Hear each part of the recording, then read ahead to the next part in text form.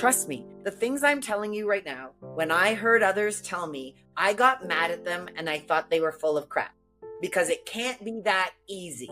It can't be. And now I'm like, it is. The journey to get there, you can't skip it. You got to grow through the ick, the cocoon, the phase where it sucks and be pivoted all around. And then you'll get to the moment where you're like, oh, it was for this. But then just know, then you're on the ride again because there's more, because we're here to grow and evolve, which be excited about that.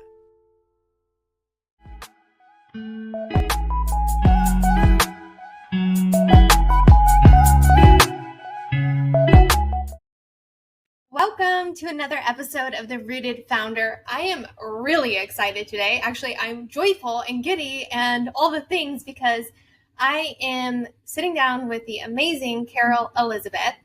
And what I love most about her is not only is she a founder, a business owner, incredibly fit, so disciplined in her physical body, but she has gone through multiple evolutions as a leader, as a human, as a woman, as a soul. And we are going to pull back the curtains on not just how she has transformed as a business leader, but how she has shifted her identity in that process. So, Carol, so grateful to have you here. Oh my gosh.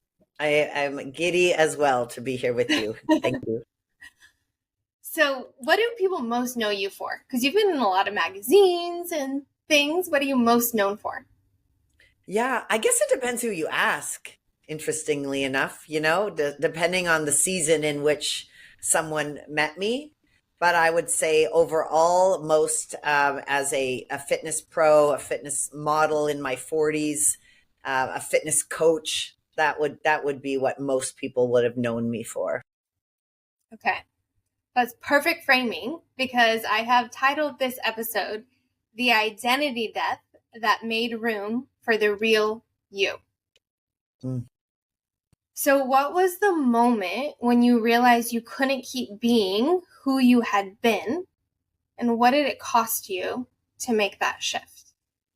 We're going right in. I love it. We're going right in. I go deep, strong because this is like the rooted founder. We're getting to the roots. I freaking love it. I don't have time for the fluffy fluff. I like that. I like the root. Well, I think that the thing I talk the most about now is that you don't often see it coming. And so, when I work with women, talk with women, people are often looking for all of the signs to be done, like there's an exit this soul identity here, like plug into GPS. What's my purpose? Oh, rerouting, go this way, but doesn't freaking exist. If you had told me, gosh, even 10 years ago, 8 years ago, you will not be in fitness, you will not be doing this, you won't be married, you'll be living alone at 55 years old in a condo in downtown Toronto, I would have been like, what? You crazy. I'm this, that, and the other. And so I never, it wasn't a conscious decision, but I was guided. And I didn't know I was guided at the time. I don't know if anybody that's listening, tuning in, or watching has ever had moments where you're like, are doing something and you just feel like it doesn't fit, but it's who you are. It's what you do. It's how you make money. Maybe you're making a lot of money. Maybe it's what people are telling you you're great for, and you've worked your whole life to have somebody tell you you're great at something. But then things just start landing differently or don't feel great, but you keep trudging along. You keep doing the do. And for me, I started to have other adventures that I went on in terms of business after going through my first divorce and things like that. So playing around with things. And the big shake up happened in 2019 when I was diagnosed with breast cancer. And that was a blessing lesson, because it really had me take inventory on so many things. And I'll pause so you can ask questions, because I could just talk nonstop. But the real foundation of that answer was I didn't know, I didn't, I didn't know what my soul was. I didn't know who she was. I didn't know that there was more inside of me. I just thought that what I was doing because I liked it was, all I was allowed. I was like, all I was given by Gus, God, universe, source. Like, oh, yay, I've done something. This is my lot in life. Yay, check the box. I'm good. Even though some stirring didn't feel as joyful as what I'm doing now. I love blessing. I am Mm. stealing that. It's a I stole it blessing too. and a present. Yep. Yes, that's where all the wisdom comes from. It doesn't come from the roses and daisies. It comes from the hard knocks and the plot twists and the, oh my gosh, WTF, what is happening? And I love how you felt guided in the storm. Mm. In hindsight, though, Only in hindsight. what gave you the courage? Because let me frame this better. What happens is we climb the academic ladder, we climb the athletic ladder, we climb the corporate ladder, we climb the white picket fence ladder, and then we wake up in that so-and-so perfect life, and then either it crumbles, it falls apart, we get a diagnosis, a financial crisis, a plot twist, and we're like, who am I? What's happening? It's that gooey, cocooning butterfly phase where it's just dark, it's messy. And some people revert back to the way they had operated and keep themselves small instead of the courage to push through, break out of the cocoon, spread their wings, and fly again. So, what gave you the courage to push through, only knowing in hindsight you were guided, and in the midst of it being really gooey, messy, dark? Yeah. Well, I think gooey messy is like summarizes my whole life, because as you say that and you described, I was never an academic. I didn't know what I wanted to do in my life, and I didn't really start doing anything of purpose till in my early 40s.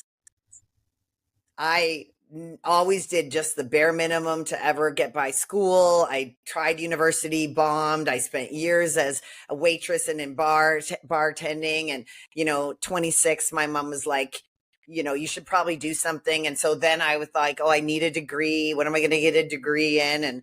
And so I look back now at all of these unbelievable freaking breadcrumbs on the trail that to the outside world, I looked like not a failure, but I certainly wasn't graduating university and doing these things. And people used to say, I live in my own reality. And I remember that I never thought that was a bad thing, but I think I was being told it as a bad thing. And so what I do know is that when I look back on my journals, I wanted to be a mom. And now, I look back and I realize, childhood upbringing, things I wanted to do for a little kid that maybe I didn't get. And so my brain was focused on being a mom. And now that I know about manifestation and, I met a great guy, bang, bang, bang, married, kid, 3 kids, stay at home mom. But I remember feeling really guilty. One of the first times I felt guilty when I was like, I'm not fully fulfilled as a mom. I loved being a mom, but I was like, there's something more. That's what brought me into fitness. And then I started and so then, yes, I had the body because I thought that would make me happy and all of this amazing, crazy stuff. But I totally forgot the question that you asked, but I knew I had to go back to that because I didn't have the corporate. I didn't even have any career. Oh, I know. I circled it back. I call it the gift of desperation because, and I feel it was a blessing. I decided to have a divorce, stay at home mom, financially stable, beautiful life, an amazing, amazing dad, but a disconnect. So I had to make a choice to go from never having a career, never knowing anything, not having a job into the workforce at 41 years old. And so because of that, I didn't have time to think Does this fit? Will people think I'm crazy? I was just like, how does somebody make money? Okay, I'll do a fitness. I started a fitness group on Facebook for $27 in like 2013. Like it was before there was any of that stuff. And then that turned into a multiple six-figure business, just figuring stuff out. So all of these moments, I just had to figure it out because it wasn't just me. I didn't have time to sit and think, what will people think? Or, I'm just like, what do I do? I got a job at Lululemon at 41 years old, folding leggings, going, this shit is not for me. These other things, maybe they might be difficult, but they gotta be, I can always get a job that sucks the life out of me. Why don't I just try some of this stuff that other people are doing? So the gift of desperation, which I'm saying that because so many people feel that their desperate times are looked down upon, that they're shameful that they're leaving a marriage or that the marriage ended, or they're shameful that they want more than just being a mom, or they're shameful that they're working in a retail or a restaurant at whatever age. And so when you flip the script and just say, well, like, whatever, like, what am I going to do to make the change? You don't have as much time to listen to the noises in the head, right? Grant Cardone always says, take yourself to zero, followers, bank account, whatever, because when you act from that space, you gotta act. You gotta act. You can't get ready to get ready when you gotta act. I want to say that you did climb a ladder. The ladder was motherhood. That was beautiful. You put your whole self into that. And that's a very valuable thing. One of my mottos for what I do is restoring dinner tables one boardroom at a time. And mothers are the ones that a lot of times create community around the dinner tables. And you did that. Yes. And then you woke up and you wanted to make a shift. And that was your gift of desperation. Jim Rohn calls it disgust and resolve. Like I'm no longer wanting to be in this life I've created, and I have to make a shift. And then you go towards making that shift. And what you just explained too, I think is really, really powerful. The courage to look messy and for it to look from the outside as if you are crumbling or you're falling apart or you're burning it all down. And it's like, what are you doing? And it's because you had built something that was misaligned with your internal compass. Yeah. I'm curious, because I've been on my own evolution in this as well. How did you reorient to your internal compass and get that clarity? Because a lot of people I hear will say, I don't know who I am. I don't know what I want. And people talk about, oh, find your purpose. And like you said, like, purpose what? And so it takes a lot of messy and just figuring it out and willing to look stupid and be rejected and even be externally shamed. How did you navigate that? Yeah, that's my favorite thing to talk about right now, that concept of like, what's my purpose? Because I heard it described as we think that it's, again, just like the GPS, that there's one purpose and that, we've got to find it before we do anything. But I certainly thought helping women lose weight by eating chicken and asparagus 15 years ago was my purpose. You could not have shaken me otherwise. I was in it. I was there. This is what I was meant to do. And so I think part of the thing is that we think we're looking for one thing instead of, what is my purpose now? What lights me up? So that internal compass, I also didn't know that existed. So in looking back, right, this is the wisdom of living life. The wisdom of what I do now is like, oh boy, I can see 5 very clear things that were part of every transformation: body transformation, diagnosis, divorce, blended family, second family issues, children and their issues, pandemic. Like the themes are so clear to me. It's like, whoa, but I didn't know it at the time. And so that concept of finding a purpose is really being willing to say, like, in those quiet moments, which I know is difficult for a lot of people to have quiet moments, right? Because we don't want to hear leave the marriage. We don't want to hear leave the job. We don't want to hear whatever, this degree is not what you want to do, because it's like, oh gosh, no, that's so scary. But those are the whispers. That's the compass. And so for me, one of the gifts of doing the body transformation was it was that when I'd go to the gym for all of the hours of cardio back then, I didn't do it the healthiest way at the beginning. I would just cardio. So I would go and Google fitness motivation for women. And this is back in like 2011. And back then on YouTube, when you Googled that, all you got was women in stripper heels and booty shorts doing squats at the gym. I have no idea why that's the photo shoots that happened then, but that's what it was. So the videos would pop up. I'm on the step mill. But the craziest, beautiful nugget was that over top was Jim Rohn, Les Brown, Tony Robbins, E.T. the hip hop preacher, and the audios, you got to be hungry and all these things. And I was like, yeah, I need a great butt so I can win a show. And then I stopped watching the videos and I started hearing. So I set out to have a body to win a show, to be validated that I was enough. And in the process, I learned about personal development and growth, and my brain started to be wiring. And so then I started looking at it as, okay, like cool body, but like, what do you want to work in this retail job? And do you want to be in this relationship? And do you want?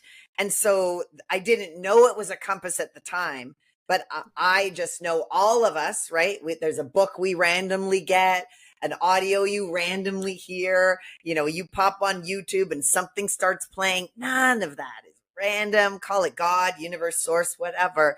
And so that's when I started to really start understanding that I had some power within me. And as a control freak by nature, that's really what's transitioned on this latest part of transformation and identity shifting, because I really got to understand where I was having my power before, try to get that person to do this, or you tell me that I'm good enough here. The shift from within, that's everything. You're reminding me of a quote by Jim Rohn again, which is set out to make $1 million, not for the $1 million, but who you have to become in the process. Maybe in your world, it's set out to have a really great booty for who you have to become in the process. It's all the things. I set out to earn $1 million in one of it's without a doubt. And so we are waiting for the permission or the steps to know what's going to happen. But who you become, and I see beautiful souls posting those on social, right? But they don't embody it. And I didn't either for a long time. I look back on Facebook memories and I'm like, oh, interesting. I posted about it because it was a seed. When it grows, when it becomes the oak tree, who knows? Some of the things have to root down before you ever see a flower or a little seedling. And so it's an ongoing thing. And I think so many, me included, we want to see the fruits of do this, get this now. Mm-hmm. We want to know that by reading this book, it'll happen now. But I would say that the things I'm doing now were planted, well, for sure more than 15 years ago, but 15 years ago is when I started to till the soil. And only now am I like an oak tree. Yes. You mentioned the cancer diagnosis, the marriages, the other challenges that you experience, and you can look back and see themes. What are those themes that you can see? So the themes are, how did I grow through it? So my coaching is called Grow For It, because you don't go for things, you grow for them. Mm-hmm. And you don't go through things, you grow through things. Mm-hmm. And so it was when we are usually compartmentalizing. But when I realized that a lot of the mindset things, and especially with the cancer diagnosis, that was one of the biggest windows that I ever had into what it feels like to not be able to even squeak a positive thought in. I default to a pretty positive person. My father is that type of person. And so when it happened, I went through the, Brenda Burchard, did I live? Did I love? Did I matter? And I was like, I have lived and I do love. But like, do I matter? And what do I matter for? And all of those things. And so the themes are, how did I grow through all of those seasons? And when I spoke earlier about, control or, blaming, it really was like, okay, how did I bring about this? How did I bring about this diagnosis? How did I bring about these troubles? How did I bring about, and what can I do about them? And all I can do is control me. And especially with cancer, I read one book and everything that was listed, I was already kind of doing health and wellness, water, big things like that. But the biggest like flashlight, spotlight on was one, energetics. And I believed in that, but that made me like double down on it. Wait, if I can't control things, I can only control my thoughts. My thoughts control my feelings. My feelings are felt in my soul. So, well, I'm gonna make sure that in this season, I'm only thinking these beautiful thoughts. I'm not letting anything else in. And the other was a belief in something greater than you. And I didn't grow up with religion, and I didn't really believe in anything, except I had heard about the universe, that kind of thing. But in that season, I really started to double down and realize that, well, number one, I'm never alone. And that's where I really started to connect to self, and none of this matters except actually taking care of me and honoring me and flipping this whole script of that's selfish. And it really is, should we not be full of self? How can I be a great mother or friend or sister or community member if I'm not full of myself? And who the heck actually am I? And so the themes are, the mindset work and the quiet time, and that we get to control our thoughts and the feelings, create our life, and we don't get what we want, we get what we are. And then be willing to take radical responsibility without blame, and constantly seek the joy. That was when joy really was like, I'm not finding joy. I'm happy, but my soul, when I meditated and asked cancer why it came, it said to find more joy. And I argued with it and said, but I'm happy. And it said, happiness and joy are not the same thing. Joy is the little tiny moments. You're happy because you have body, bank account, titles, everyone, blah, blah, blah. And you're happy because things make you happy. But joy's like the little giddy things. Joy's like meeting a couple of girls, creating a band in a tunnel randomly in Austin. Like, that's freaking joy. Jumping in a pit of like plastic sprinkles. That's joy. So I decided I'm on a joy hunt. And then that's when I realized that life started giving me even more. And then I put it all, oh, this is what they mean. So it's always looking back. It's always looking back that you get that you see it so clearly. I just love you so much. I want to give you a hug. I love the band we started too. I know. My own personal journey. So I got mercury poisoning. I got 2 herniated discs in my neck. My mom died of cancer. I moved. Like, there was like a perfect storm of a lot of things as well, where I had to somatically shed many parts of myself. And again, that identity loss, where I thought I was my body. Well, I'm not only my body. I thought I was my mind. Well, I'm not only my mind. I thought I was my spirit or my energy. I'm not only that. I'm body, mind, soul, and spirit. And my human journey is an integration journey to connect with all of those. And there were seasons of my life where I really identified with my mind. And I call that logic land. Like, I was just so much in logic land. And then there were times where I was much more embodied, and I was all in my spirit and my body and my woo-woo phase, I guess. And then it's like, you need both. You need the energy in action, faith in action. And I'm curious for you, what beliefs did you have to shed to let yourself really come home to yourself and be embodied? And cancer probably was the biggest blessing in your life to help you do that, because it's an inner war that your soul said, no, I'm going to win and I'm going to choose joy. Yeah. Well, the biggest thing was like understanding that all of these titles and things that people, applauded me for, and the fitness world is such a crazy world, because it's no wonder as women we are a little bugger doodled in the head when it comes to body, because the way people celebrate you when you start that started to irk me even then. I stepped on stages for over a decade. I only competed for the first kind of 2 shows, and then I realized, why do I care what these 5 random people think of me? Like, every woman here is beautiful. How is my life going to be different if I have a trophy or not? And then I kept going to the shows because I loved it. I loved the strut. I realized now that's my, like, little Carol was like doing her shows, like showing up and that kind of thing.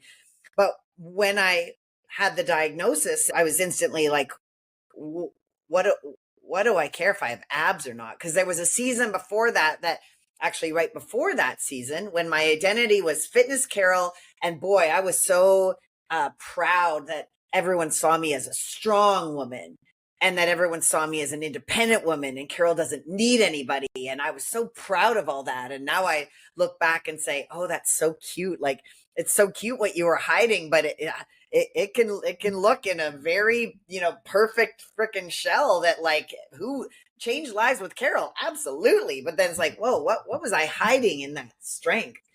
Right. But I remember the first transition when I started to kind of step into speaking, and speaking from an inspirational space.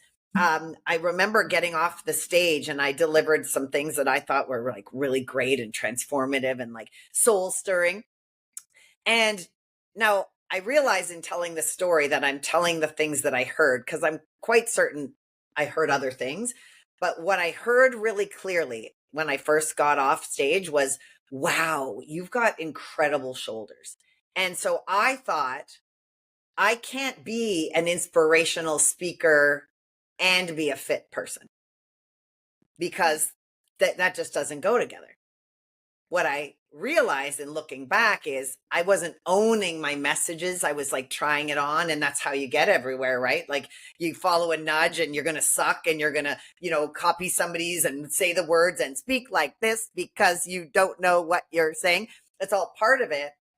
But at the time, so then I started to pull back from working out, because I was like, I want to be a speaker and I want to do that. And you can't, the fitness girls don't do that. And the fitness people are empty. And the fitness people are just care about how they look. And the fitness people, I don't want to be that girl. So I started pulling back and subconsciously putting on weight to be seen differently. Okay. So then, obviously, when you stop doing some things, then the weight starts coming on. And then, so cancer, boom. Okay, I don't care if I have abs. I don't care how much I weigh. I don't care what I look like. I don't care if my boobs are lopsided. I don't care. And I meant that. I was happy to be alive, in the panini years that I call them, because I don't give them that word any weight. But when most people were miserable, I was sitting here going, I don't, the alternative is you're not alive to experience this. Like, anytime anything, and everyone talks about all the things, which I'm like, no, I'm not hearing it, because the alternative is you're not alive. So at the end of the day, it really makes it all okay.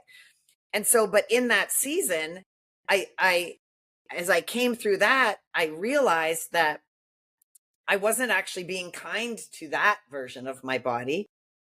And as I told myself, it was menopause and instant menopause and cancer drugs and treatment and, a crumbling other marriage and a lot of stress, but I still loved myself.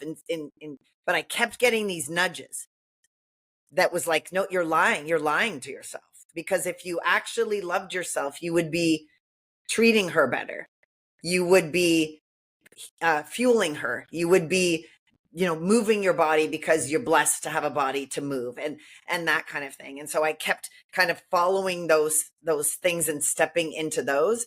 And so the belief that I couldn't be fit and an inspiration, the belief that I would never be able to be like that person because I didn't have this. And so I just, belief after belief, I kept having to shed, because that belief gave me what actions, right? We get our results from our actions, which are tied to belief, which literally is the very first thing Tony Robbins said to my head while I was trying to get a great ass on the step mill in 2011. I could see the square, and like that thread has run through everything. And so I've had to shed every belief. Still, beliefs this morning I had to shed. Beliefs last night. I'll have beliefs next week. When people say to me, I've done the mindset work, I say, oh, what am I missing? There's one thing we need to do and then we're done. Like, we are never done. We are never there. We are constantly being faced with yet another, which we get to ask ourselves, which is usually the sign when it feels like garbage and you don't want to, and you want to run and hide. Who's calling the shots, and am I willing to move forward in this and change this belief? But not knowing why. It's just because the feeling doesn't feel right. Oh, I could take this so many directions. There's so much depth here. And in more religious circles, they talk about it going from glory to glory. And how we aren't ever done, but we're being transformed from one transformation to the next transformation to the next transformation. And I love what you talk about, finding joy in that process, finding play in that process, and finding the silliness in that process. My mother, I took care of her the last 18 months of her life, and she passed of cancer in 2019 at 59 years old. And she was itty bitty. She was tiny, probably weighed 100 pounds soaking wet when she was healthy. And then when she was undergoing chemo, she blew up to about 150. And each of her legs were super swollen. And we would laugh about it. And she would call them 1-ton tussie and 2-ton tussie. And it was a silly, playful thing in the midst of something that was really tragic and really painful. And I think that for me, at least, being able to still be a human that enjoyed life, even inside of the storm, even inside of the loss, even inside of the pain, allowed us to stay connected versus not. Yeah. And I don't know really why. I think tying into your joy thing, but a frame I want to double tap on is forgiveness. So when we go through identity shifts from figure competitor Carol, who didn't think she could be a speaker and fit, was there forgiveness for different parts of you as you've transitioned? More recently, yes.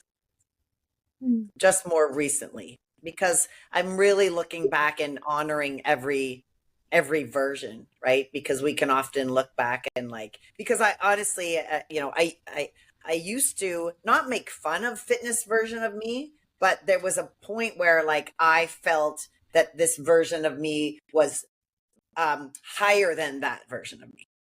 And then when I wasn't living fit, because it was just in the last year that I really reclaimed it all and let go of my excuses and started doing the darn thing, that I would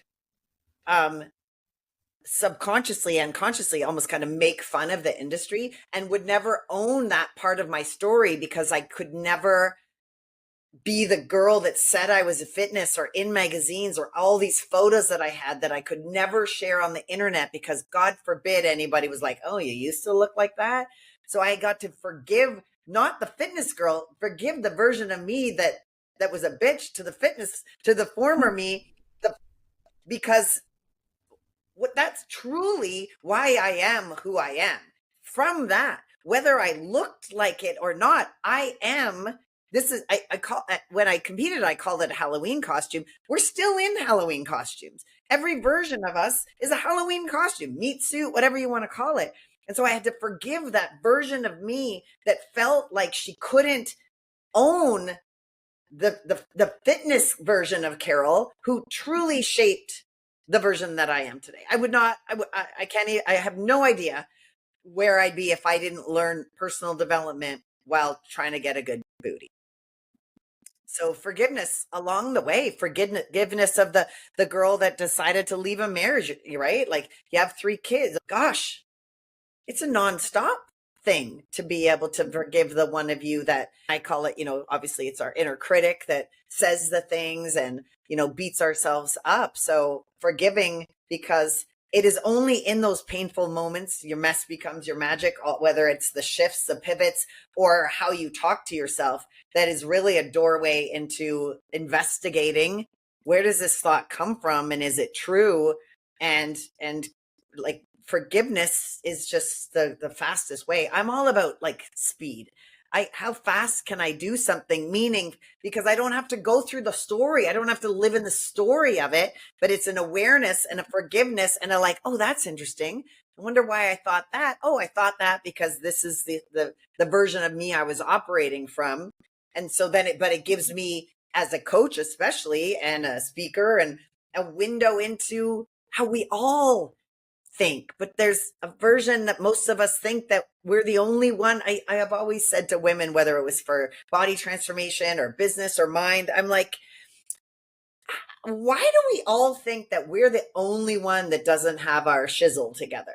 Like, if I wrote a book and had you come to my event and stood on the stage and said, welcome, I'm so glad you came here for my talk today. Everything's gone swimmingly well. From the moment I was born till the moment I had the idea of this, it just came out so easy. Thank you guys for coming. Have a great day. No, but we think that that's the expectation of life, but you're not doing this podcast because you haven't gone through things, but yet there's something in our brains that thinks there's something wrong with us because we shame and judge and don't forgive. And like that's life, people. We just get to see ourselves for what it really is. And that's where I'm at now, is trying to like teach other people that we are not our thoughts. We're the thinker of our thoughts, and we get to change them.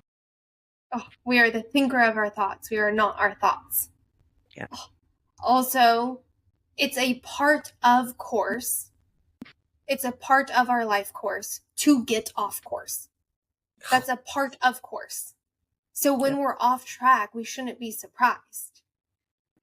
It's part of the process. It's part of the refining process, the transformation process, the growth process, like you talk about in your coaching. Yeah. I call it an expedition. I used to say journey, but journey sounds so like, hee. Yeah. But expedition is like you're going hiking up a mountain. You don't know where. You're going to go through a gulch. You're going to go across a bridge that has like holes in it and alligators under. Like it's not like, if you're listening to this, tell me that your life is exactly what you planned it to be every step of the way. So this whole, like, I need to know every step, it just doesn't make sense to me, because nothing in our life has gone, you're not married to the person, you didn't nothing goes as planned. So yeah, you got to be willing to let go of it, like let go and let flow. I love, like people say, let go and let God. I said, let go and let flow. Because when you're flowing, you're not using your brain. You're using your GPS, your soul, your gut to like, even though it seems doodles. And that's where you want to like run for it, towards it, not from it, towards it. So if somebody comes to you and they are hitting their identity shift moment, where their soul is being invited to emerge, what do you say to that person? And usually it shows up in crisis. So health crisis, relationship crisis, financial crisis, career shift, something like that. And a part of them must die to let their soul take the lead and then sit in the seat of the thinker. Not or I call it the sacred seat, but Mm. the observer seat, to shift that identity, what would you say to that person? Well, first I'm going to ask if they're willing to take radical responsibility for everything and not, circumstances without the stories, without the blame. Because if we're not willing, then we're not rising, right? If we're not willing to let go of the baggage of the weight of the he, she, they, that, like all the stories, then we're muddled. And so I call the cycle of growth transformation, the identity, or the inception, the unconscious incompetent, when you don't know what you don't know. I call that zap. You're like, woo, and then splat.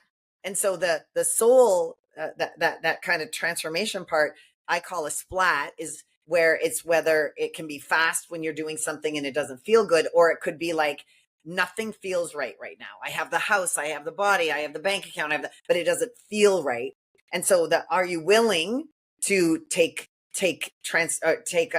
responsibility and investigate and see? And are you willing to go through the growth phase that never feels good and never looks right and never has everyone saying, oh, you're naturally meant to do that? But it's the nonstop nudges. It's the seeing people on social media saying the things that you say, and they've got whatever you think you want, whether it's followers or 7-figure businesses or Maseratis or whatever is important to you.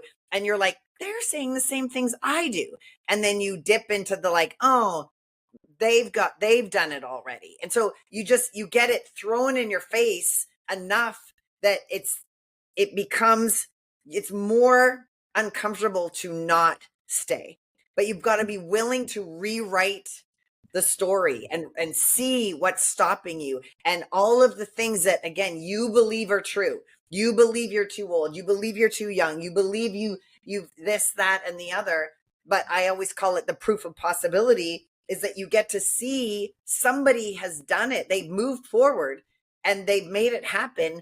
And are you willing to understand that somebody needs you to take that next step? And a lot of people aren't willing. We're not willing to let go of the story. A lot of the stories, hardships, massive trauma, a lot of healing to be done for all of us. I never thought I had trauma, because trauma had to be big trauma. But the little t trauma is almost worse because we don't investigate it until life moments happen. So are you willing to take responsibility? Are you willing to investigate?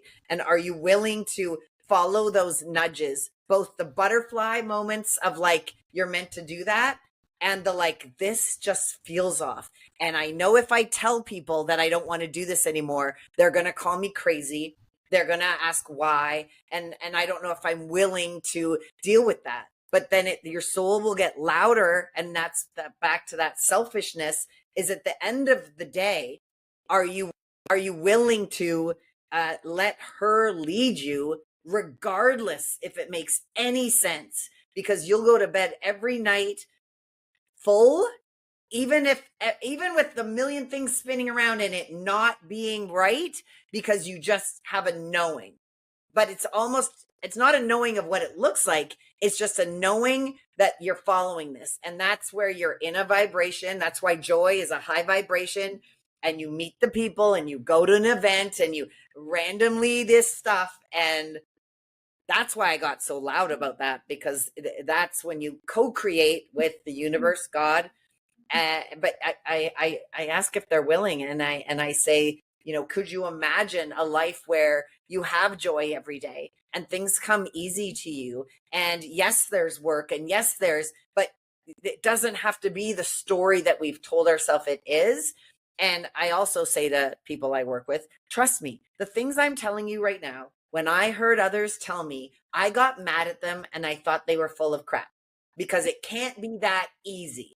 It can't be. And now I'm like, it is. The journey to get there is not simple. It is the expedition. But when you're there and you sit back and you think, oh, but you can't skip it. you got to grow through the the cocoon, the phase where it sucks and be pivoted all around. And then you'll get to the moment where you're like, oh, it was for this. But then just know, then you're on the ride again, because there's more, because we're here to grow and evolve, which be excited about that. Yes. Oh, I love all of that. It reminds me that we cannot gift somebody consciousness.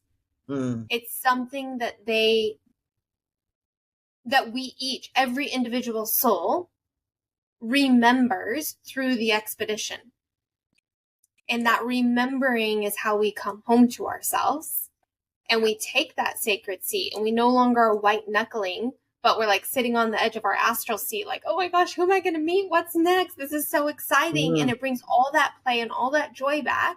And it's completely unpredictable, but it's going to be better than you could have ever imagined.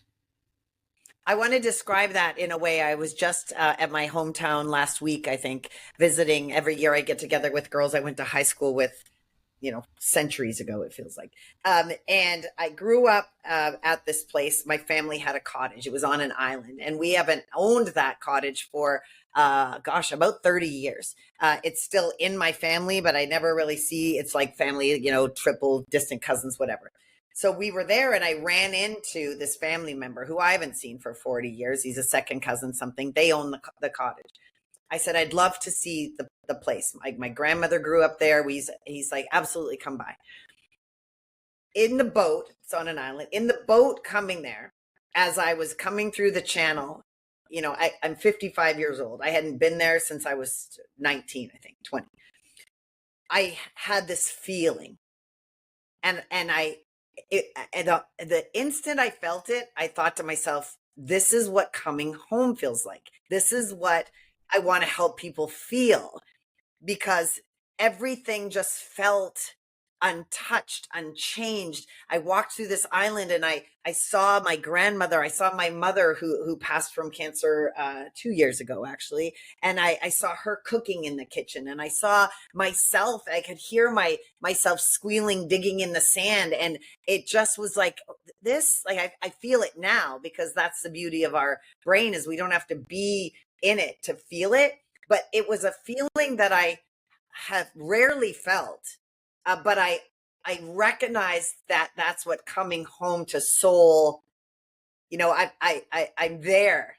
And so that feeling of utilizing, like, if you know a place that you've been, if you've ever gone to the place you went to high school, or driven past the house you grew up, and you can see yourself on your bike and, with your pigtails getting a Slurpee or whatever that is, that feeling, like, if there's any target to go after, that's the target. That's the metrics, because along the way, you'll find your purpose. You'll serve yourself, which will serve others. But you cannot plan the map. You can't. Just let it go. Oh, yes. Going home to grandma's for warm apple pie is like where your soul takes an exhale.